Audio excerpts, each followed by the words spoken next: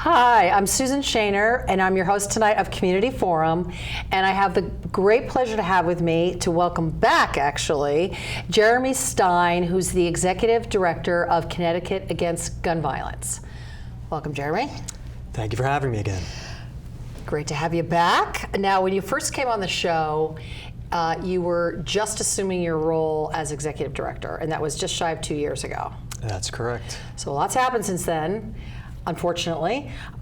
So the first thing I want to talk about is, can you just talk a little bit about your experience in assuming this kind of very visible and unfortunately need to be active role in the community? Sure. So you may remember the last time we spoke, I had just started, and my first day on the job, unfortunately, was the Las Vegas shooting, which was the worst mass shooting in the U.S. history. So that's how I started off this role. Since then, we've had dozens of mass shootings. We've had 100 people die every day in the United States, and we've been working very hard to pass common sense gun laws in Connecticut specifically to try to make sure that we reduce gun violence in Connecticut, because we know the way to reduce gun violence right now until Congress acts is to do it state by state. Yeah. So can you talk a little bit about the accomplishments that you've achieved so far since assuming the position? Sure. So we've really accomplished what people originally thought was impossible, which was to pass more than one gun law in any legislative session. So we actually made history this past session by passing three gun laws. We passed a safe storage law, safe storage in the house requirement, safe storage in motor vehicles, and also a ban on 3D printer and what's called ghost guns, which are guns that are unserialized, unmarked, that you could buy online and construct in your own home, bypassing things like background checks and permit laws. As of October 1st, those things will be illegal. And there'll be mandatory storage of guns in homes where people have children or prohibited people, and it will be illegal to have a gun unlocked in an unattended vehicle. And then the session before that last year, we were actually one of the first states to ban bump stocks, and as you might recall from the Las Vegas shooting, that was the device that was used to turn semi-automatic weapons into basically automatic weapons. Yeah. I want to just cover a couple of stats on your website because it's quite alarming. You just talked about 40% of gun-owning households with children store their guns unlocked. It's pretty alarming. That's alarming. Like, that just seems like I'm sorry, but that seems like common sense. Like, why would any responsible parent with children in the house not lock up their gun? Well, it's a great question, and I can't answer why people don't lock up their guns when children are in the house, and it's one of the reasons why we wanted to pass a law to make sure that gun owners are held accountable and that irresponsible gun owners are held accountable. And one of the things that we experienced last year, and one of the reasons why we passed the Safe Storage in Home, which is known as Ethan's Law, and it's named after Ethan's song. Ethan's song was a 15-year-old, the son of Mike and Kristen's song, loving parents, responsible parents, and their child, Ethan, was playing over a neighbor's house. I saw that story, yeah. They didn't know that the kids had access to guns. They didn't know that the owner of the house was giving them access to guns. They didn't know that that there were unsecured weapons in the home, and they had no idea that that Ethan was going to handle a gun that day. And unfortunately, what happened was he got access to an unsecured firearm. And as a result, he died. This is a preventable death. Had the owner of the home locked up those guns, as responsible gun owners are taught to, that is a death that could have been avoided. And heart-wrenching for that couple. Absolutely. Because you think when you're letting your kid go play at friend's house, you never think that they're going to have access to a gun. I mean, I never thought that way when my daughter was young. So, that brings up an important point. We live in a society now where many people own guns. Your neighbors may own guns. Your friends may own guns, and you may not know it. Right. And so, one of the things that I do when my kids are playing over someone's house, or at least when they were younger, when they're playing over someone's house that I was not familiar with, I would ask them, not only do you own guns, but are they secure? And do your children know where those guns are? Are they locked up? How are they locked up? What's interesting is you'll find from parents, they will always say, well, the kids don't know where the guns are. They don't know where I keep my guns. But if you ask the kids in those homes, they do. Yeah. So when you ask some of your children's friends' parents, did anybody ever get defensive or put off by you asking that question? No, I mean, surprising. I mean, I think that's one of the people's reluctance to do that is they think that, if I ask somebody that, maybe they will think, they will be defensive about that. But the reality is, we're talking about saving lives. Right. And, not only does safe storage prevent accidental shootings or access by children, but it could also prevent suicides as well. I mean, and so it's important to keep guns locked up, not only just to make sure that the kids don't get access to it, but it's also to make sure that people who shouldn't have access to it, that people might suffer from depression or something that might have easy access to guns when they're not locked. Locking up a gun could save someone's life. Well, that's the other statistic that is quite alarming as well. 83% of gun deaths in Connecticut were by suicide in the first 6 months of 2018, just for illustrative purposes there. That's an alarming rate. So across the country, usually suicides amount to 75% of all gun violence. Yeah. And most of those suicides are with handguns. My uncle actually was someone who took his own life with a handgun. And that is something that we need to work to reduce. We have something in Connecticut called a risk warrant.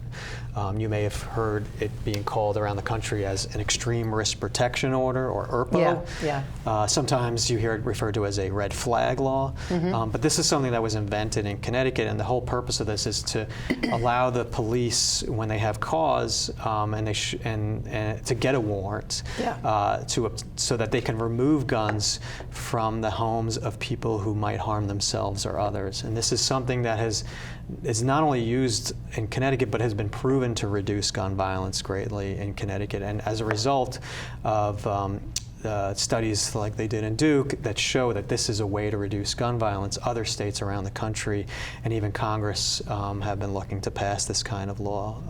And just recently I was actually at a hearing where, as example, there was a man who had threatened to be the next mass shooter, and this alarmed his coworkers. I would think so. I would hope so. So they called the police. The police didn't. The police investigated it. They talked to various witnesses. They talked to various people that knew this man, and they determined that he was a threat to harm other people. And they immediately went into action and got a warrant to remove the guns. And it wasn't just one gun. It was dozens and dozens of guns. What happened? I'm going to forget which episode, unfortunately. The one where the mother, just recently, where the mother called the police like a couple weeks before because her son had access to the 21-year-old. I'm forgetting which shooting that was. She called the police 2 weeks before, said she was concerned because her son had access to guns and he wasn't in a good place, and he did, He's one of the ones that committed the most recent shooting. I think it may have been the Gilroy shooting, but I'm not sure. But I think so. So, but once again, they didn't investigate. So properly, anyway. So I think that it's important to, not all laws are going to stop all incidents of gun violence, but these laws do work, and the fact that maybe one incident, was not investigated by the police doesn't mean that you shouldn't pass these kinds of laws. There's been for every, I think the latest studies show that for every 10 times that these risk warrants are used, at least one life is saved. Yeah. So if it's used hundreds of times, you can imagine how many lives are being saved by this. Yeah, well, your other statistic here is 73% of teachers are opposed to arming teachers. Teachers don't want to be carrying guns, but I'm curious about the other 27% that say, yeah, we'll carry guns. So basically a third of teachers saying, okay, if we have to carry guns, we will. Well, a lot of gun ownership isn't about really being safe, right? Because statistics show that guns do not make us safer. In fact, statistics show quite the opposite. If you own a gun in your house, you're much more likely to have an accidental shooting. The rates of domestic violence go up. The chances that there's going to be an accidental shooting are increased. The chance that this gun might be used against you increase. On and on and on. These statistics show that 3 to 4 to 6 to 7% times greater your chance of dying by that gun, whereas the chance of you using that gun in a defensive situation are less than 1%. Yeah. So we know that the gun is less likely to make you safe. What it does is it makes people feel safe, right? Yeah. And our organization is not trying to interfere with people's ability to own guns legally. If they are trained, if they have a background check, if they handle it responsibly, if they store it in the right manner, if people want to own guns, that's fine. But let's be very clear about what this is about. Arming teachers is not going to make a school safer. In fact, it's only going to make the school less safe. It's going to increase the chance of accidental shootings. It's going to increase the chance that those guns end up in the hands of the wrong people. Yeah. And if perchance if there is a mass shooting in a school and you have armed teachers that are responding to this, can you imagine what the police response is going to look like, where they show up to a school where they have a report of an active shooter, someone with a gun that's shooting? So they may not be able to determine who's the shooter. Right. And I remember a couple of years ago there was a shooting, I believe it was in a Walmart, and there were so many gun owners that had guns that when they reviewed the videotape they weren't able to immediately determine who the actual shooter is because they couldn't figure out whether this person who had a gun was the actual shooter or somebody else. Well as if teachers are going to have these guns, they're going to have to be trained in how to properly shoot them. It's a recipe for disaster. Yeah, so your mission of your organization is simple and clear: to end gun violence in the state of Connecticut. And obviously you want to influence other states and at a national level. Now, how do you distinguish between, you just said guns, gun ownership, and gun violence? So what we do, people are always, you're gun grabbers, right? We don't, Gun grabbers. And the reality is that what we do does not interfere with the Second Amendment, not in the least. What we do is we legislate common sense gun laws. And none of those gun laws have ever been shown by a court to violate anyone's constitutional rights. So what does it mean, common sense gun laws? I think we might have talked about this last time you were on, common sense. Well, for instance, we've been talking about safe storage, Yeah. right? Everyone, gun owners, non-gun owners, agree that children shouldn't have access to guns. So in order to prevent children from accessing guns, you should lock up your guns when they're not in use. You should keep them away. So That seems pretty basic, This seems right? pretty basic. Seems Yeah. like a common sense solution. In fact, Yeah. it's so common sense that this is something that's trained in every single gun course that you take in the United States. When they teach you how to shoot in Connecticut, when you take a gun safety course, safe storage, there's a whole chapter Yeah, you would hope that so. is devoted to safe storage. So common sense is not necessarily common practice, thus we have to have the laws. It's something that should be common practice. It's something that people know these kinds of practice should be followed. People that are responsible gun owners follow these practices. And these laws are designed to make sure that people are held accountable if they don't want to practice common sense. So you said, the three things that you were able to pass, historical. So why do you think you were able to make this progress at this point in time? Are we at a tipping point here? Well, I would like to think so. I think it's pretty clear that gun violence is out of control in this country, and people now have been realizing for decades, but I think that now people realize that you cannot hide from gun violence. You can't move to an area and avoid gun violence. Gun violence has come to the suburbs. It has come to schools and synagogues and churches and movie theaters. It's everywhere, and so. People now realize that there is no immunity. You know, if you lived in an urban center, you might deal with gun violence every day. So people that live in Bridgeport and New Haven and Hartford may be more used to that kind of gun violence. But whether we're talking about shootings in the cities or shootings in the suburbs or mass shootings or suicides, it really has to do with ease of access to firearms. And people realize, well, people have gotten tired of seeing this every day, of seeing this in the news every day, of feeling unsafe, of sending their kids to school and having to explain to them why they are safe when they may not be. Well, I mean, tired is a good adjective. I also think people are overwhelmed, numbed to it, outraged, disappointed is too light. You know, after a while, it's like, are you kidding me? Like, so. Well, I think people people are not numb to the fact that they need to make change. We need to make change now. I think that, you know, maybe a decade ago, people might have been fine with Congress not acting or failing to act, but no longer. I mean, we're seeing more and more people get involved in this movement. We're seeing our numbers increase while organizations like the NRA are seeing numbers decrease. We're seeing corporations get involved in this now. We've seen places like Walmart who decided to stop selling guns. We've seen gun manufacturers like Colt stop selling AR-15s. So this is a tipping point. We're seeing more people stepping up and saying enough.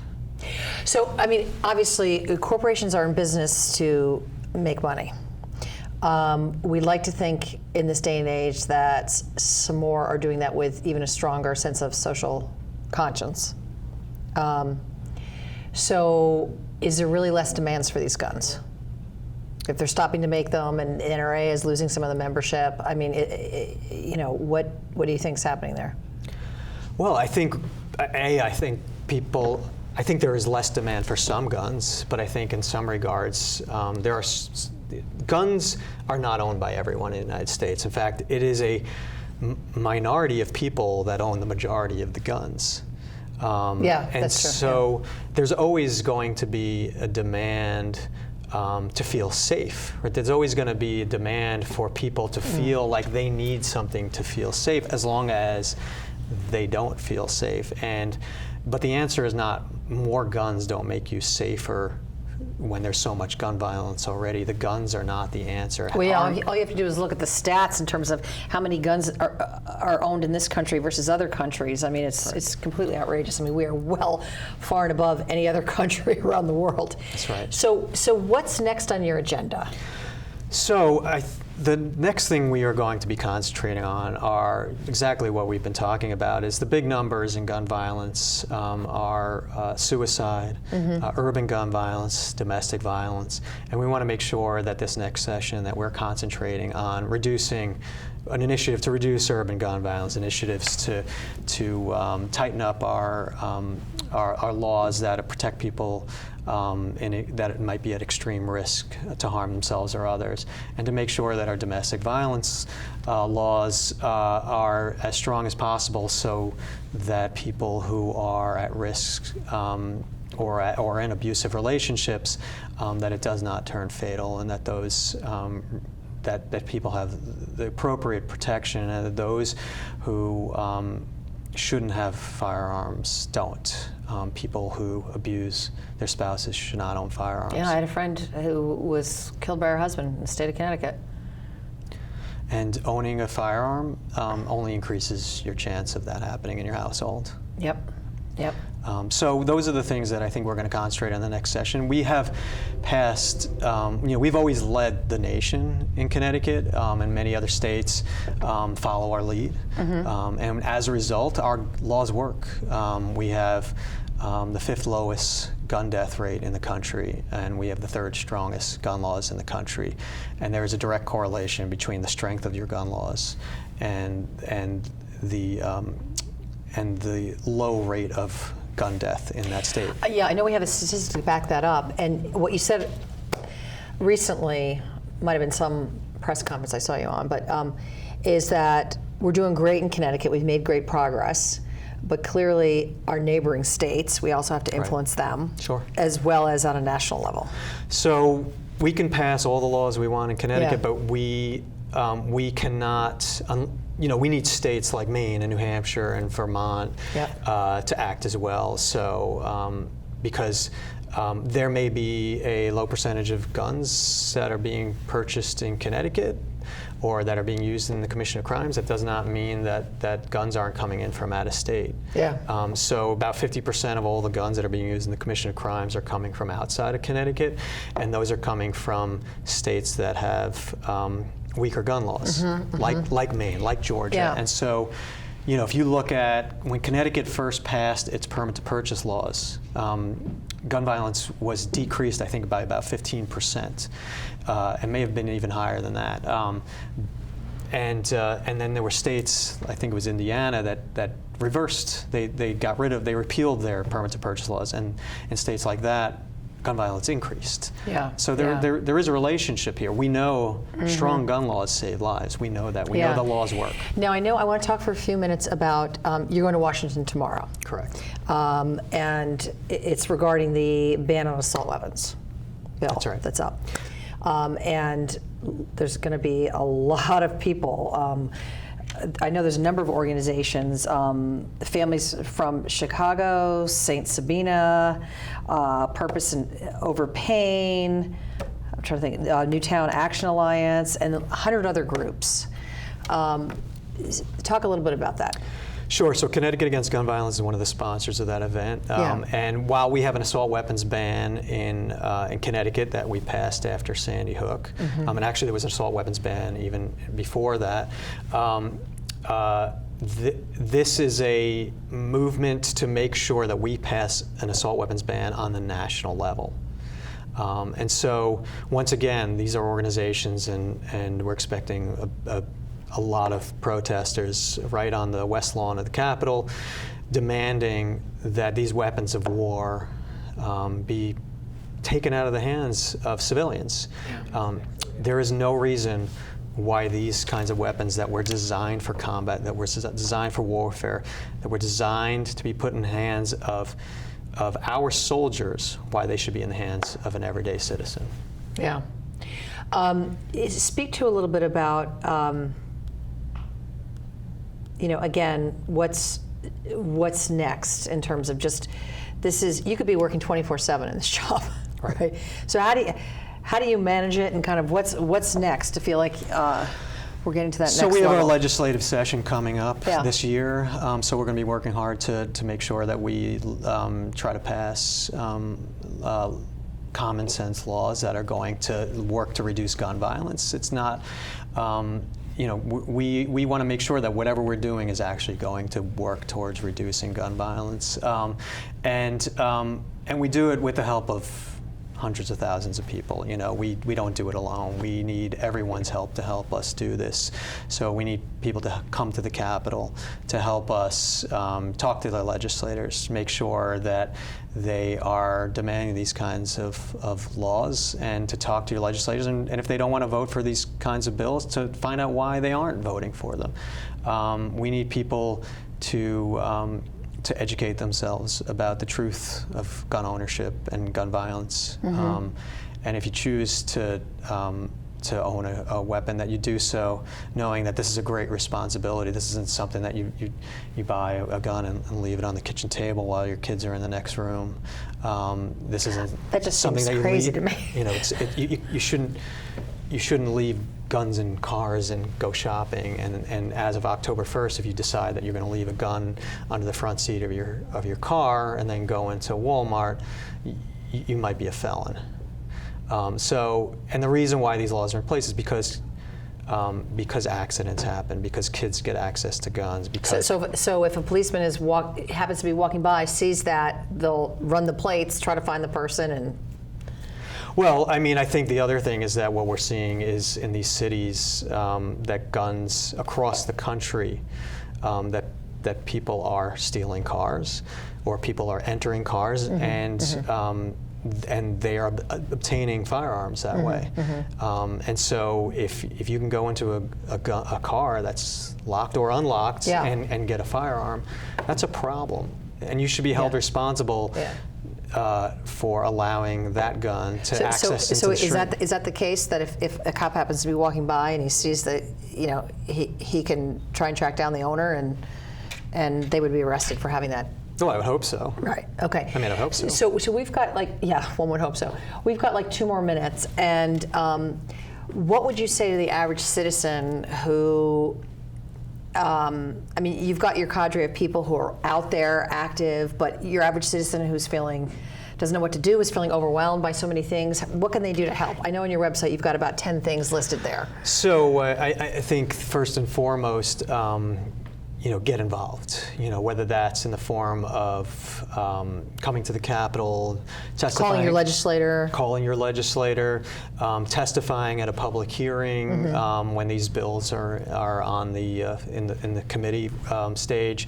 We're having a march tomorrow. Come to DC if you can. Meet us. On Wednesday. Meet us at the Capitol. We have events all year long where you can come and educate yourself about. So what would you say to somebody who works full time and maybe has kids and they don't have a lot of time? What would be the most impactful thing they could do? Sure. You can write letters. Okay. You can write an editorial in the paper. You can tell your friends about what you've heard on this show. Yeah. You can invite us to speak at your home. You can come to one of our rallies, any one of our events. So they could bring together friends and family, and someone in your organization, Absolutely. maybe, would come Absolutely. speak? Okay, so if somebody wanted to find out more information, can you just tell folks the website? Sure. It's www.cagv.org. Say it one more time. Sure, that's cagv.org.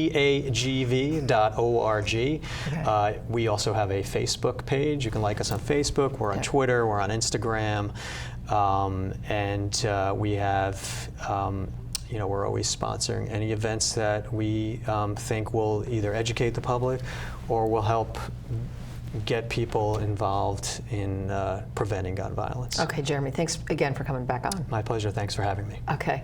I'm Susan Shaner with Community Forum. Until next time, thank you for joining us.